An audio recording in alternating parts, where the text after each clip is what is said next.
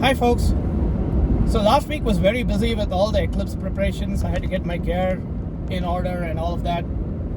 Finally now I'm on the road and I have some time to make a video about the salient features of a total solar eclipse and some tips if this is your first eclipse. So this is actually my second experience of totality if it pans out. I actually tried once in 2009, but it was completely overcast. We just saw the dip in the light intensity. But I had my first real experience of totality in 2017 in Oregon. And hopefully this will be the second, but the weather is a little iffy, so we'll see. Anyway, a few pointers. One, a 99% eclipse is nowhere as interesting as a total solar eclipse. That complete covering of the sun's photosphere by the moon, the sun's bright disk by the moon, is necessary to really witness the spectacle that is the rare total solar eclipse. Okay, so a 99% eclipse looks drastically different from a 100% eclipse, and the 100% eclipse is way superior.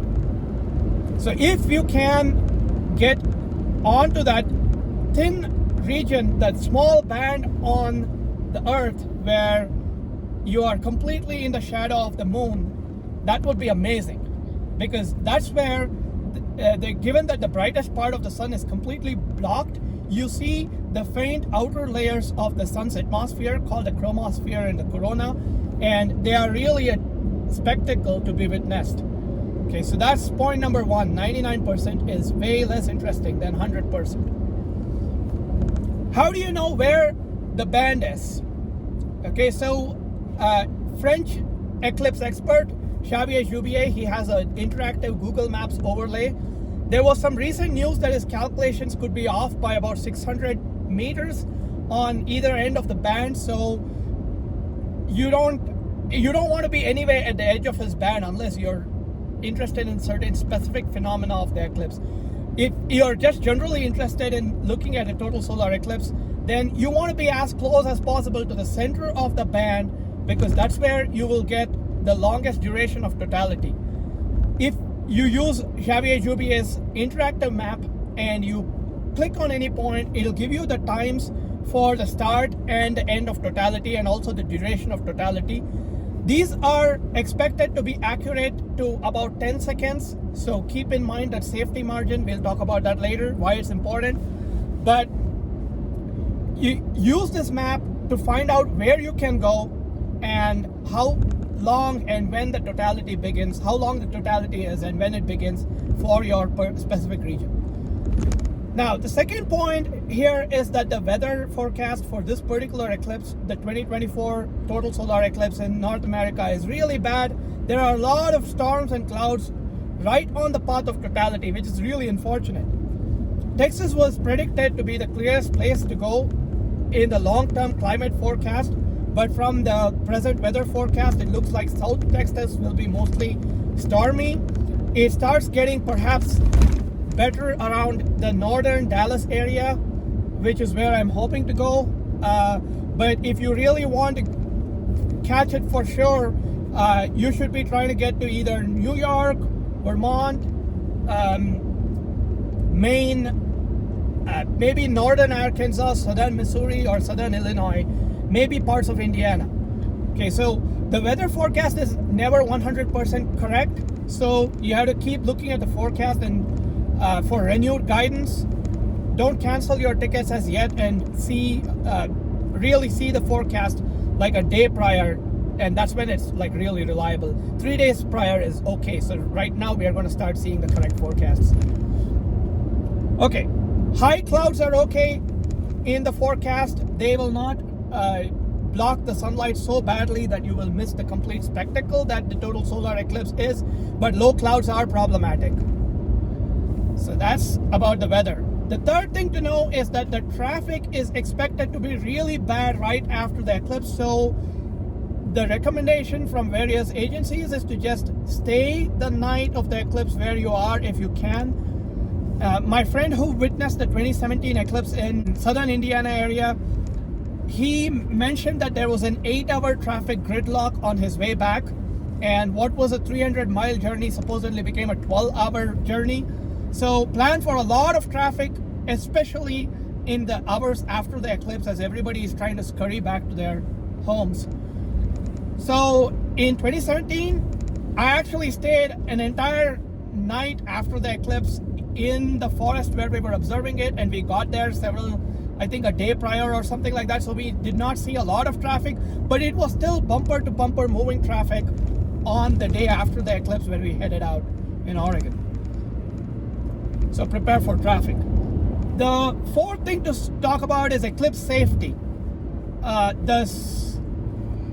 The disk of the sun is extremely bright, and just looking at it will damage your retina, or has a good chance of damaging your retina permanently. You can read several reports of eye damage, permanent eye damage caused by solar eclipse viewing, unsafe solar eclipse viewing on the internet. So for the partial phase, and when looking at sunspots or other everyday solar phenomena that's unrelated to eclipse as well, you want to use safe solar viewing film, solar viewing glasses. There have been reports of fake glasses floating around on the internet. So the American Astronomical Society has a list of trusted vendors, and I recommend looking at their list to make sure that you're buying from a trusted vendor who has actually certified their glasses as being safe for solar viewing. There are also solar binoculars and solar telescopes that you can procure. Again, make sure they are from a reputable source, and you should be fine. There are ways to test that your solar film or solar glasses are safe. You have to treat them with care to make sure that they are not damaged and or punctured by everyday items. So take care of your glasses and make sure you have the right equipment to view the partial phase. Now, when is it okay to look at the sun without any protection whatsoever? The answer is when its disk is completely covered during the total eclipse phase of the total eclipse, the totality phase of the total solar eclipse. That's between what people call the second contact and the third contact, when the sun is completely covered by the moon. The sun's disk, the photosphere, the outer layers of the atmosphere are not covered. So that's what makes it the spectacle. So the bright disk of the sun should be completely covered by the moon. That's when it is safe to look at the sun with the naked eye without any eclipse protection. I believe it might also be safe to look at it through binoculars. I cannot vouch for that. I have not completely checked any reliable and reputable sources on it, but I have done it in the past and I have not suffered any permanent eye damage to the best of my knowledge.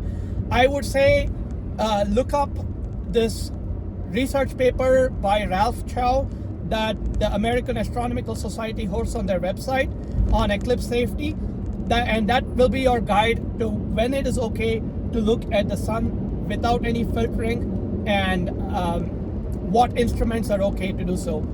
I cannot vouch for binoculars or telescopes, but I will personally use them. Okay, so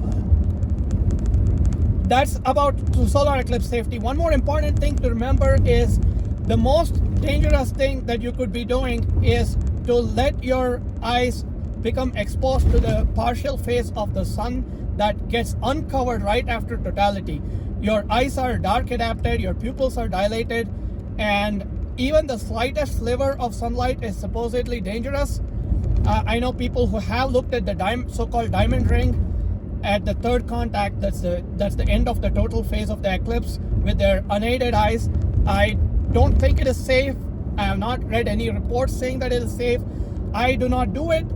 And in my last eclipse, I think I gave a 15 to 20 second margin before the end of totality to stop looking at the sun and protect my eyes. So that margin is also important because, like I said, the eclipse predictions of when the sun will re-emerge from behind the moon, those might be off by about 10 or 15 seconds. So a 20-second safety margin is sort of important. Also, your positioning on that map, it drastically changes where you are. Where you are drastically changes the timings of these. So you have to be careful to pick your exact position, know the exact timings, and include a safety margin so that you put your glasses back on or you put your filters back on before the total phase ends. That would be my recommendation, and that's what I hope to do.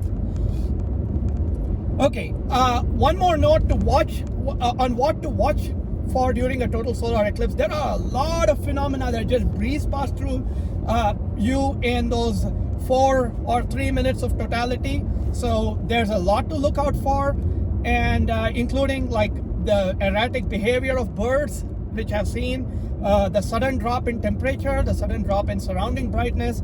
It's a sort of eerie evening-like feeling, but not really evening. And it's amazing how bright that last sliver of the sun is, and when it's completely covered, how suddenly dark it gets. Really quite a thing to witness. And there are these weird shadow bands that occur on the earth. I have not seen them in my last eclipse, so they are also something to look out for. There is an app called the Solar Eclipse Timer, which is developed by an expert eclipse chaser, and he has voice narrations in the app to tell you what to look for. So that might be a cool thing to check out. I've never used the app before, and I plan to try it out this time to capture all the phenomena associated with the eclipse. Now, the other interesting things in the total solar eclipse are the solar chromosphere, the thin pink layer of the sun's atmosphere, and the huge outer layer of the sun's atmosphere called the corona. The corona is made up of extremely hot charged particles streaming around in the sun's magnetic field. And this year it happens to coincide with a solar maximum, which is a high point in the sun's activity, which means we expect to see a large corona that looks different from 2017, more prominences, and maybe even coronal mass ejections, which are lumps of charged particle leaving the sun and streaming through the solar system. So those are all things that we may see, but in any case we will see the corona, the chromosphere, and probably a prominence or two at least, and those are fantastic to just experience. My best experience of looking at prominences and the chromosphere has been with handheld binoculars, unfiltered. Like I said, I cannot vouch for the safety of these. I would do some more internet research if I were you, but having done it before and not suffered any eye damage, I will do it again. Look at the sun's total eclipse through binoculars, and that has been one of the best experiences of the chromosphere for me. The corona, on the other hand, you can see pretty nicely with the naked eye. Next up, a few words on photographing the solar eclipse. If this is your first or even your second total solar eclipse, I would not recommend photographing it unless you have a fully automated setup. You don't want to be fiddling with your camera controls like exposure or shutter speed or whatever, focus and all of that, instead of enjoying the beautiful spectacle that the total solar eclipse is, especially with so many things that just breeze past you in those 3 or 4 short minutes, depending on where you are. So if you're photographing the eclipse, then you're probably have already witnessed several eclipses, and there's plenty of great guidance on how to photograph the eclipse. If you really want to photograph your first eclipse, I highly recommend automating it. There's software for virtually every platform to automate it. There is the Solar Eclipse Maestro, I believe it's called, by Xavier Jubier for Mac OS. There is, I forget what Windows software is called, Solar Eclipse Pro, or I forget what it's called, but there's a Windows software. I wrote a script for Linux that you can modify to suit your needs using G4.2. And you can also try to create your own eclipse automation, or try to just pre-program settings in your camera and shoot a lot of brackets and so on. If you're using your smartphone to photograph the eclipse, I don't have a lot of experience. There are other people who have done it. There was a beautiful time lapse that I saw on YouTube that somebody had shot with an iPhone XS or whatever. I think you may need to fiddle around with the exposure lock so that the camera doesn't overexpose the total phase, so you actually see it get dark in the surroundings if you're shooting a time lapse. The total solar eclipse phase is an extremely high dynamic range phase, so if you want to see, if you want to capture all the dynamic range that is there, you will need several brackets One of my friends shot 7 brackets. I plan to shoot 10 brackets. That's what my script is programmed to do. So it is okay to remove the filters from your camera, maybe just before the diamond ring phase, the last 30 seconds before onset of totality, or 20 seconds. I've heard various reports. Don't fry your sensor. There are lots of reports of lens and camera damage that has occurred due to solar eclipse. You do need a filter for the partial phase, and you should be careful, especially with rental gear. A lot of the insurance contracts will not cover damage from the sun because they consider it as a case of negligence. So be careful and protect your sensor, because after all, you need the same sensor to capture totality.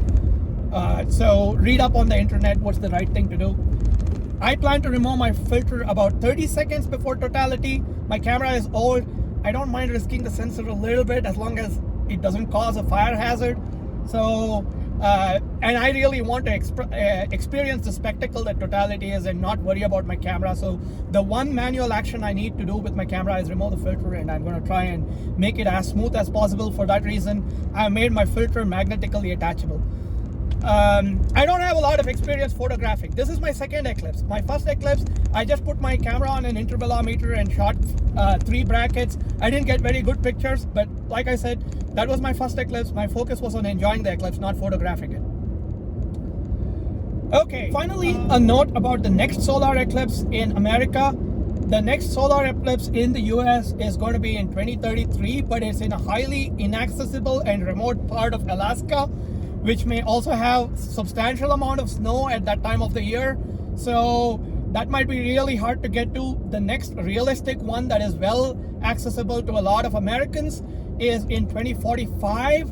It cuts through almost the center of America, east to west, and will run through a lot of states and will be highly accessible. And I imagine the weather forecast, especially for the western states, will be really good. So there's plenty of opportunities to access that eclipse if you don't mind waiting 21 years. There is also a good eclipse in Spain in 2026. I believe that's also very good. The 2045 eclipse in America is really long. It has a 6-minute totality in many parts of the eastern United States. So that's a great eclipse. But if you can, every total solar eclipse is precious. You don't want to wait 21 years. So if you can get to a clear part of the totality band, which is pretty hard right now, I highly recommend it. I'm going to try and chase it to some extent. Also, this is a solar maximum eclipse, like I said before, so it's expected to be pretty exciting. Yeah, that's pretty much everything. Thank you, folks. Have a great time. Those of you who are lucky to be in the totality band, I really wish you all the best. Great luck. For the rest of you, you can enjoy photographs and live streams from the comfort of your home without spending as much money as the rest of us are trying to get to the totality band. Have a great day.